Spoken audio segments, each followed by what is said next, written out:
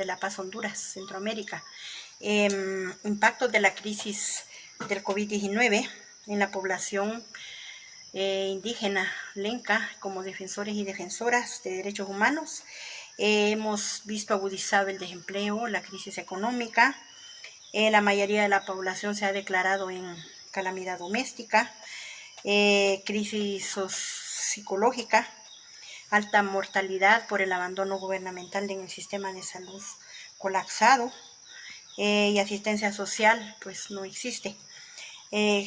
Los pactos más destacados dentro de la crisis del COVID-19 es la corrupción institucionalizada, nuevo Código Procesal Penal, donde se deja presos a los defensores y defensoras de derechos humanos y se deja libre a los sacadores del Estado, a los que se han robado millones de salud, de educación.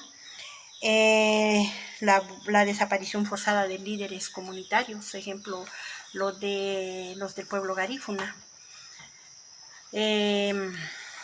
También tenemos la consolidación del capital extranjero para el extractivismo, que eso no ha parado, la concesión de nuestras tierras y nuestros territorios, poder judicial acomodado, altos funcionarios corruptos libres y defensores y defensoras presos por defender tierra y territorio y los derechos humanos de la población hondureña.